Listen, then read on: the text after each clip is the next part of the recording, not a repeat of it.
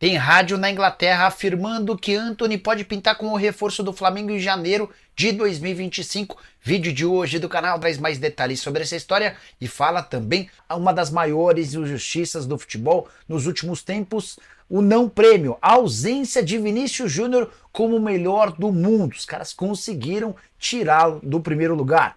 Tem informação importante envolvendo o Atlético Mineiro, que decidiu trocar todo o seu gramado às vésperas da final da Copa do Brasil. Preciso te atualizar ainda sobre a Globo, que não terá o Flamengo em boa parte do Campeonato Brasileiro do ano que vem. Uma preocupação para os representantes da emissora. Tem ainda novidades importantes sobre o prêmio perdido pelo Vinícius Júnior, quanto é que ele deixa de faturar com essa decepção. Isso sem falar nas últimas do mercado, bastidores, finanças e muito mais. Fala aí pessoal, sou Jorge Nicola, bem-vindos a mais um vídeo do canal, sempre bom ter vocês por aqui. Sem perder tempo, só pedir para deixar like, se inscrever no canal e ativar todas as notificações. Bora começar o nosso vídeo com o tradicional giro de notícias e a primeira informação é sobre Rodri, eleito bola de ouro nessa segunda-feira. O volante espanhol, em meio à comemoração pelo prêmio, zombou de Vinícius Júnior. Ele foi a um restaurante com a família e jogadores do Manchester City e gritou Vinícius tchau, tchau, tchau, naquela música que a gente conheceu por conta de uma série espanhola. O vídeo chegou a ser publicado e apagado logo depois pelo Manchester City. Quero contar também que Neymar ficou em um camarote assistindo a vitória por 4-1 do Al Hilal contra o Al-Tay em jogo da Copa do Rei da Arábia Saudita, partida que garantiu avanço para as quartas de final. Quero falar agora sobre o Campeonato Carioca de 2025, que pode voltar a ter transmissão da TV Globo. Você vai lembrar que em 2020 houve um rompimento, tudo por causa de uma má relação do Flamengo com a Ferge e também com a Rede Globo. O contrato foi rescindido, na oportunidade o Flamengo trabalhava pela lei do mandante. Diante desse cenário, o Campeonato Carioca passou a ter dificuldade em vender direitos de transmissão e vem sendo exibido nos últimos anos pela Band e pelo Band Esportes. Pois bem, de acordo com o jornalista Flávio Rico, negociações bastante avançadas para que a Globo, em parceria com a Band, faça a transmissão de alguns dos jogos na próxima temporada, com o aval do Flamengo e de todos os outros grandes clubes do futebol do Rio de Janeiro. Queria saber a sua opinião a respeito do tema. Use o espaço para comentário e deixe registrada a sua opinião. Só para lembrar, no vídeo da manhã já havia contado para vocês que Fluminense, Botafogo e Vasco não têm acordo com a Globo para o Campeonato Brasileiro e sim com a LFU. O Flamengo é o único representante carioca na Libra, mas ainda assim a Globo não vai ter o direito a transmitir todas as partidas do Flamengo. Ela vai exibir os 19 jogos do Flamengo como mandante e também quando o Flamengo for visitante e estiver enfrentando um time da Libra. Preciso falar agora sobre o Clube Atlético Mineiro, que decidiu mudar às pressas o gramado da Arena MRV. Tudo para que o campo esteja em melhores condições no dia 10 de novembro, data da partida final da Copa do Brasil. Decisão entre Flamengo e Galo começa no próximo domingo, dia 3, no Maracanã. Uma semana depois, o jogo rola na Arena MRV. E o Atlético pretende, em 7 dias, fazer toda a troca do atual gramado.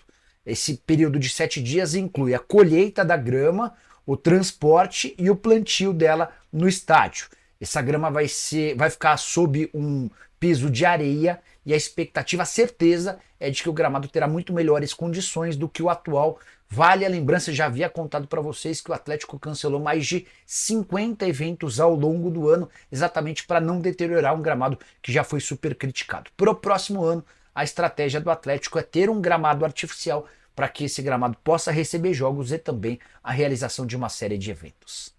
Bora falar agora sobre uma das maiores injustiças cometidas no mundo do futebol nos últimos anos. Vinícius Júnior não ganhou a bola de ouro, o prêmio de melhor jogador da temporada passada.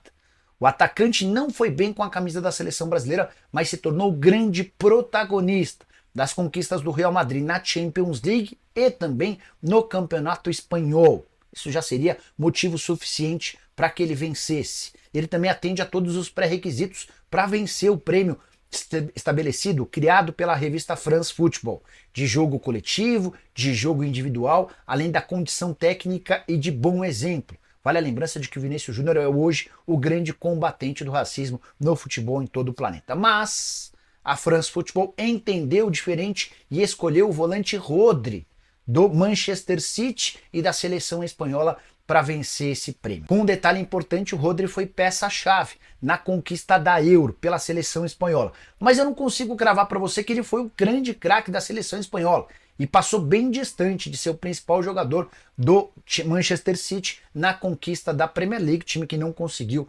avançar na Liga dos Campeões. Eu não vejo nenhum motivo para a vitória do Rodri. Até separei os números de Vinícius Júnior e Rodri para colocar para vocês. O Rodri disputou 50 partidas com 9 gols e 13 assistências. Já o Vinícius Júnior pelo Real Madrid foram 39 jogos, 24 gols e 9 assistências. Só para complementar, em protesto a premiação à escolha do Rodri, o Real Madrid não enviou nenhum representante à festa em Paris e publicou o seguinte texto, abre aspas, a bola de ouro não representa o Real. Na chegada do Rodri à festa, lá em Paris, torcedores, manifestantes, começaram a gritar que Vinícius Júnior era a bola de ouro e vaiaram a presença do volante espanhol. Gostaria que você usasse o espaço para comentário para dizer o que você pensa sobre esse prêmio. Você concorda, discorda, houve racismo? Por que o futebol brasileiro não tem tido representantes? E aí só mais uma última lembrança, você sabia que por não ter sido eleito o bola de ouro do futebol mundial, Vinícius Júnior deixou de ganhar cerca de 6 milhões e 200 mil reais. É que na última renovação de contrato com o Real Madrid em 2022 ficou previsto um bônus a ele, pago pelo Real Madrid, de 1 milhão de euros ou 6 milhões e 200 mil reais em caso de conquista da bola de ouro. Era quase que unanimidade de que o Vinícius Júnior havia sido o melhor da temporada passada, mas na votação que conta com 100 jornalistas escolhidos pela France Football, o Vinícius Júnior acabou em segundo lugar, atrás do Rodri, que não conseguiu ser destaque do Manchester United, do Manchester City, nem o grande craque da seleção espanhola. No campeonato inglês, inclusive, ele não foi eleito em nenhum mês o craque da competição. De qualquer forma, foi o mais votado por jornalistas espalhados por todo o mundo. Tenho a impressão clara de que o fato de ser negro e brigar contra o racismo fez com que o Vinícius Júnior fosse preterido por vários dos jornalistas que escolheram essa decisão. Só para complementar, registrar o apoio maciço de jogadores do Real Madrid, até atletas franceses, como o Tchouaméni e o Camavinga, que teriam, na teoria, o direito de escolher o Mbappé para melhor do mundo, se mostraram a favor da eleição do Vini como melhor do mundo. Toni Kroos também fez registros, Benzema, que já nem é mais jogador do Real Madrid, foi às redes sociais para dizer que o Vinícius Júnior foi o melhor da temporada passada por meio das suas redes sociais. Vinícius Júnior disse que não vai abaixar a cabeça e seguirá tentando até conseguir. Bora te atualizar agora sobre uma situação inusitada envolvendo Globo e Flamengo. Por conta da audiência, o fato de ter a maior torcida do país, o Flamengo é quase sempre o escolhido pela TV Globo para as principais transmissões de Campeonato Brasileiro, mas isso vai mudar a partir de 2025. O Flamengo é o único clube dos 4 grandes do Rio que assinou com a Libra e, por consequência, tem um acordo com a Globo, mas a principal emissora do país não poderá transmitir 12 dos 38 jogos do Flamengo na próxima temporada. Só para lembrar, o Campeonato Brasileiro do ano que vem terá direitos de transmissão divididos em 2 grupos. A LFU, que tem 12 representantes na Série A hoje, e a Libra, que tem 8 representantes. É na Libra que se encontram o Flamengo, o Palmeiras, o São Paulo, o Atlético Mineiro, o Bahia, o Vitória, o Red Bull Bragantino.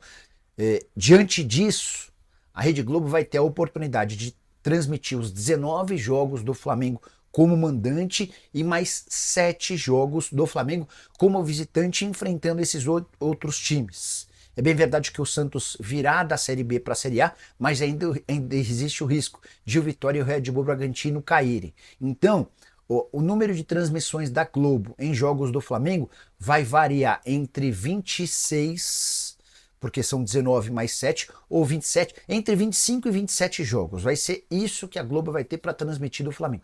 Toda vez que o Flamengo atuar como visitante, enfrentando um time da LFU, a Globo não poderá fazer transmissões. Algo extremamente importante para uma emissora que se acostumou a ter o Flamengo e o Corinthians como seus carros-chefe. E aí só uma última curiosidade, Botafogo, Vasco e Fluminense se acertaram com a LFU, o grupo concorrente da Globo, que torna a situação ainda mais curiosa.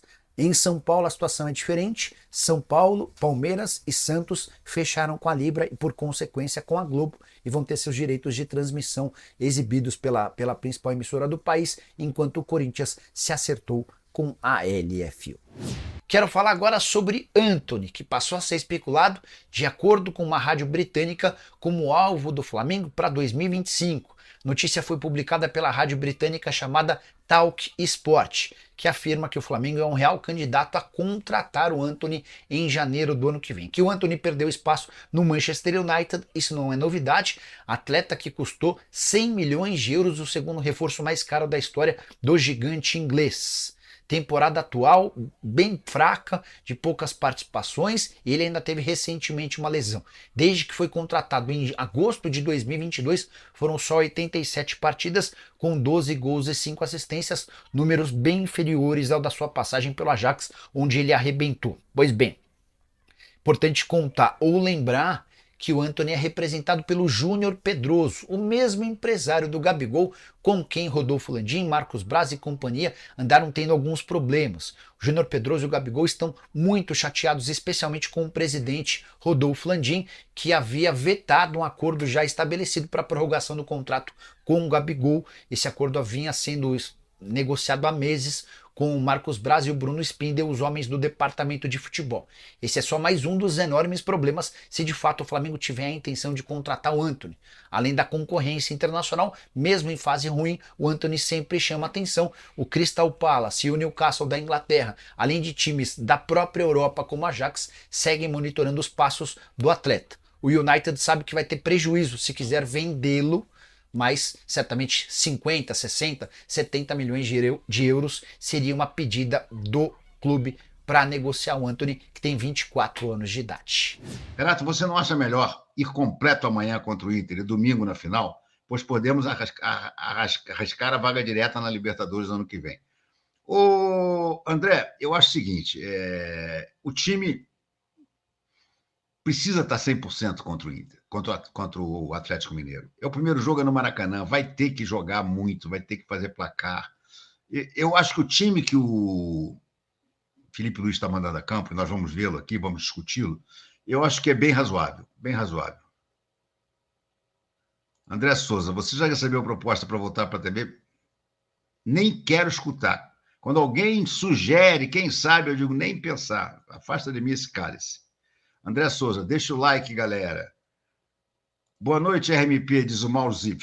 Torço muito para que o Felipe Luiz seja um bom técnico, mas fico pensando que não é por ter os treinos do JJ e do Simeone anotado que ele será. Vejo o ex do Domi. Vejo o exemplo do Domi.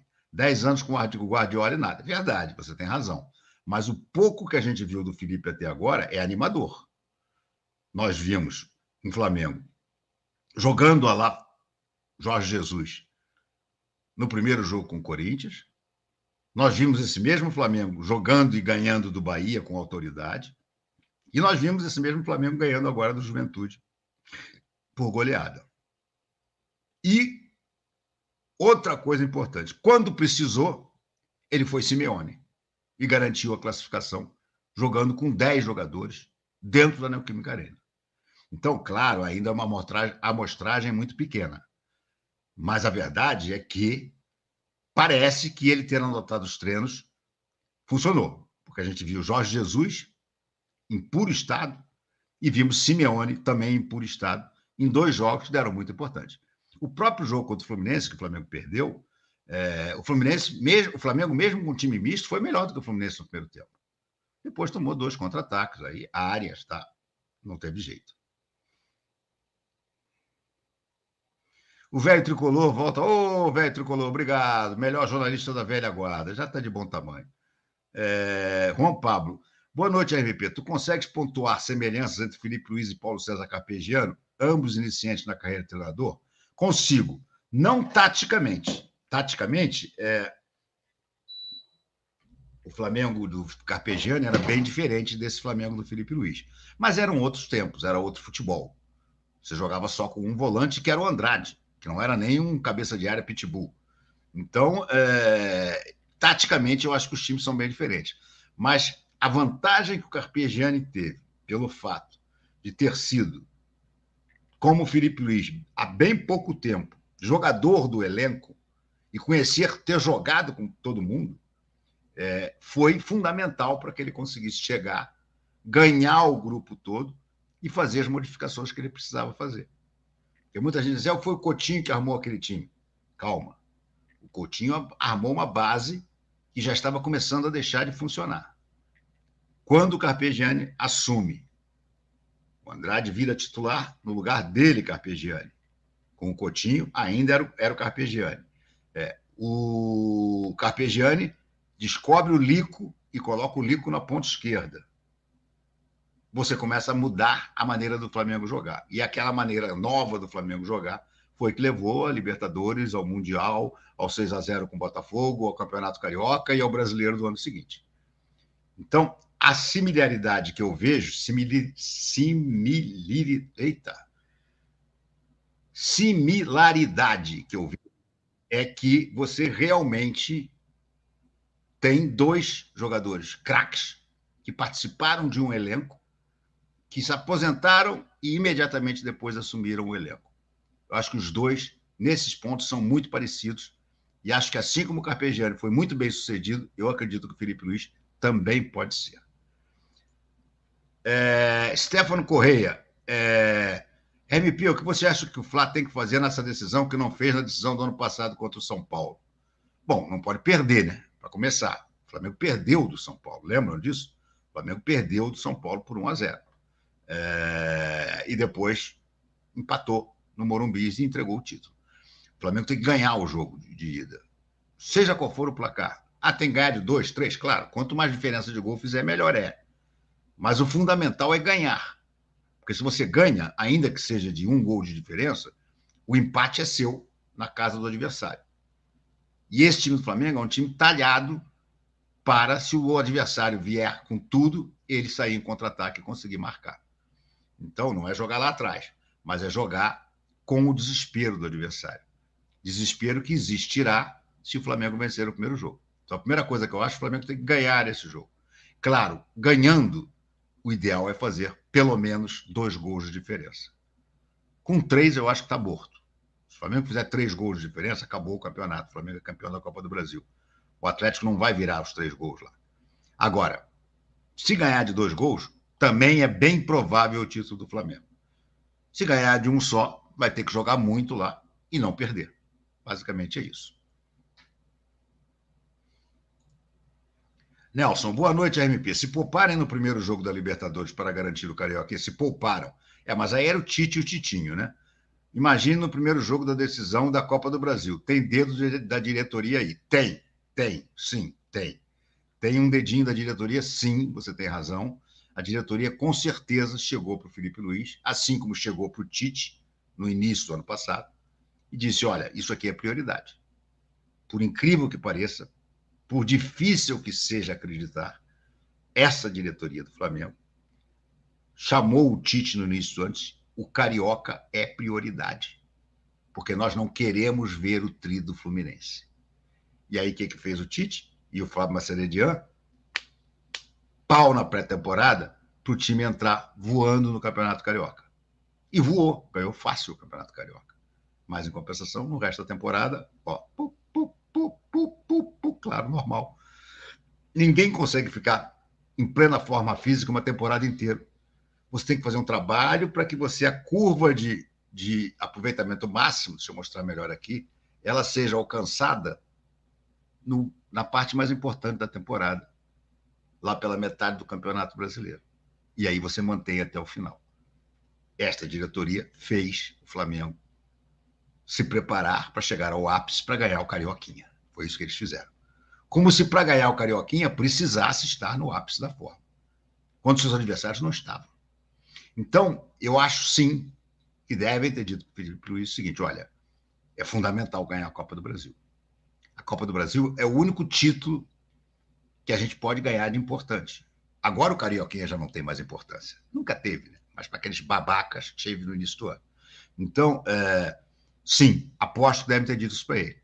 Mas, de qualquer maneira, eu acho que ele está administrando bem. Vamos ver como é que vai ser esse jogo de amanhã. O Paulo insiste aqui com a questão do aula. Eu vou ler para vocês, vou botar para vocês na tela a provável escalação do Flamengo, dada pelo GE, que dificilmente erra esse tipo de informação. Deixa eu botar aqui para vocês.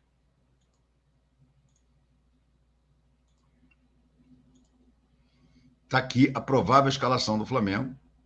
Vou repetir, mas aqui vocês estão visualizando, fica mais fácil. Está lá a provável escalação. Rossi, Varela, Fabrício Bruno, Léo Ortiz e Ayrton Lucas. É uma boa zaga. Talvez a melhor zaga em termos de zagueiros centrais. Éric Pulgar, Everton Araújo, Alcaraz e Gerson. É um bom meio-campo. Claro que se tivesse Arrascaeta era melhor, mas é um bom meio-campo. E no ataque, Gonçalo Plata, e Bruno Henrique. Eu acho que esse time tem condições de fazer uma boa partida lá no Beira-Rio. Acho mesmo. Quem sabe, repito, não teremos alguns jogadores desse time, como, por exemplo, a dupla de zaga formada por Fabrício Bruno e Léo Ortiz, titulares no jogo contra o Atlético, no domingo. E talvez, quem sabe, o Plata, se jogar bem, seja também o companheiro do Michael. Porque eu acho que o Michael, sim, esse está sendo poupado. O Bruno Henrique não vai poder jogar o primeiro jogo, a gente sabe disso. Então o Felipe Luiz preferiu deixar ele jogar esse jogo e guardar o Michael contra o Internacional.